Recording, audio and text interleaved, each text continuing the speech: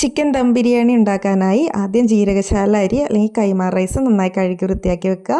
പിന്നെ ചിക്കൻ വലിയ കഷ്ണങ്ങളാക്കി കഴുകി വെക്കുക. പിന്നെ നമുക്ക് സ്പൈസസ് എല്ലാം വേണം. പിന്നെ ഇഞ്ചി, വെളുത്തുള്ളി, പച്ചമുളക് ചതച്ച് വെക്കുക. സവാള നേരിയ കഷ്ണങ്ങളാക്കി കട്ട് ചെയ്ത് വെക്കുക.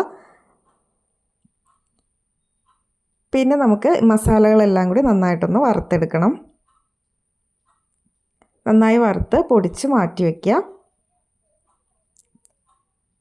ഇതിൽ നല്ല ജീരകം, സാജീരകം, പട്ട, ഗ്രാമ്പു, ഏലക്ക, തക്കോലം എന്നിവ ചേർത്തിട്ടുണ്ട്.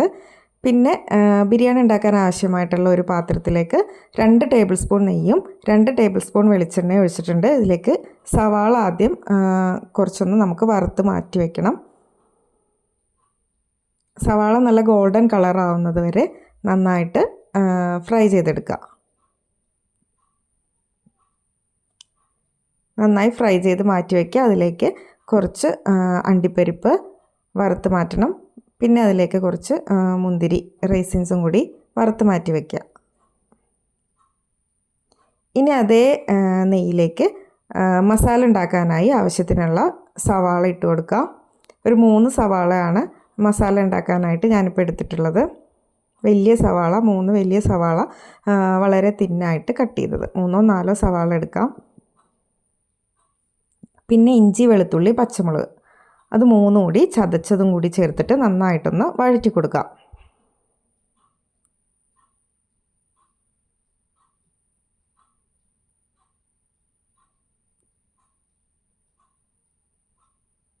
ഇനി ഇതിലേക്ക് നമ്മൾ കഴുകി വെച്ചിട്ടുള്ള ചിക്കൻ ചേർത്ത് കൊടുക്കണം. അതിന് മുന്നായി സവാള നന്നായി വഴന്ന് കിട്ടാൻ വേണ്ടിയിട്ട് ആവശ്യത്തിന് ഉപ്പ് ചേർത്ത് കൊടുക്കാം. ഉപ്പ് ചേർത്തിട്ട് നമ്മൾ കഴുകി വെച്ചിരിക്കുന്ന കഴുകി വെച്ചിരിക്കുന്ന ചിക്കൻ ചേർത്തിട്ട് നന്നായിട്ടൊന്ന് വഴറ്റിയെടുക്കാം. ഈ സമയത്ത് നമ്മൾ ഫ്ലെയിം നന്നായിട്ട് കൂട്ടി വെച്ചിട്ട് ഈ ചിക്കൻ നന്നായി ഒന്ന് വൈറ്റ് കളറായിട്ട് ചിക്കൻ്റെ കളറെല്ലാം മാറി ഒരു വൈറ്റ് കളറിലേക്ക് മാറുന്നത് വരെ നന്നായി വഴറ്റിക്കൊണ്ടിരിക്കണം. അപ്പോൾ ഹൈ ഫ്ലെയിമിൽ നമ്മൾ നിർത്താതെ ഇങ്ങനെ ഇളക്കിക്കൊണ്ടിരിക്കുക. നോൺ സ്റ്റിക്ക് ആയതുകൊണ്ട് അടി പിടിക്കില്ല. അല്ലാത്ത പാത്രങ്ങളാണെങ്കിൽ നമ്മൾ കൈയെടുക്കാതെ തന്നെ ഇളക്കിക്കൊണ്ടിരിക്കുക.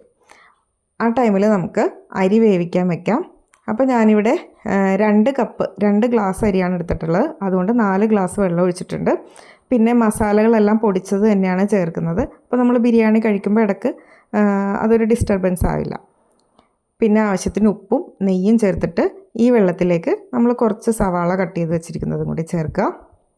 എന്നിട്ട് വെള്ളം നന്നായി തിളച്ച് വരുമ്പോൾ അരി ചേർക്കുക.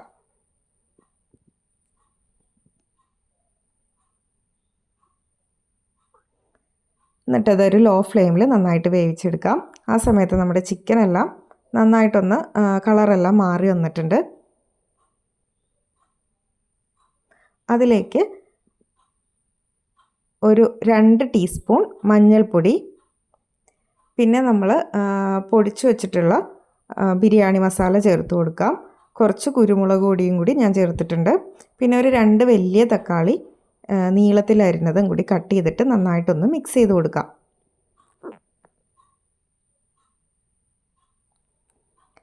ഇതൊന്ന് വെന്ത് വരാൻ വേണ്ടി നമുക്ക് പാത്രം അടച്ചു വെച്ച് ഒരു 10 മിനിറ്റ് ഒന്ന് വേവിക്കാം. കുറച്ച് മല്ലിയിലയും കൂടി ചേർക്കാം. മല്ലിയില, പുതിനയില, നല്ല ഫ്രഷ് ആയിട്ടുള്ള മല്ലിയില, പുതിനയിലയും കൂടി ചേർത്ത് ഒരു 10 മിനിറ്റ് ഒന്ന് വേവിക്കാം. അതിനുശേഷം നമ്മളത് തുറന്ന് നോക്കുമ്പോൾ ചിക്കനിൽ നിന്നുള്ള വെള്ളമെല്ലാം ഇറങ്ങി വന്നിട്ടുണ്ടാവും. ഈ വെള്ളം തന്നെ മതിയാവും. വേറെ എക്സ്ട്രാ വെള്ളമൊന്നും നമ്മൾ ആഡ് ചെയ്ത് കൊടുക്കേണ്ട ആവശ്യമില്ല.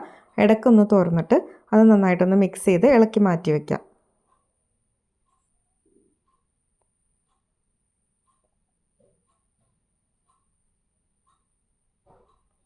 ഈ ഒരു സമയത്ത് നമുക്കൊരു 2 ടേബിൾ സ്പൂൺ 2 3 ടേബിൾ സ്പൂൺ തൈര്, നല്ല പുളിയുള്ള തൈരാവണം. തൈരില്ല എങ്കിൽ ചെറുനാരങ്ങ നീരാണെങ്കിലും ചേർത്ത് കൊടുക്കാം. ചേർത്തിട്ട് ഒന്ന് മിക്സ് ചെയ്തിട്ട് ഒന്നുകൂടി പാത്രം അടച്ചു വെച്ചിട്ട് വേവിക്കാം.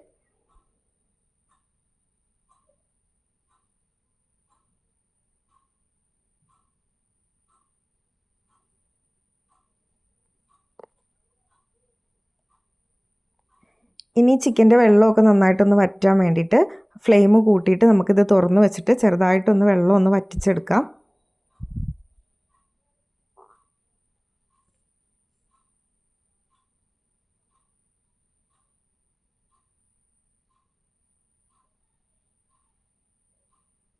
ഫ്ലെയിം കൂട്ടി വെച്ചിട്ടുണ്ട്.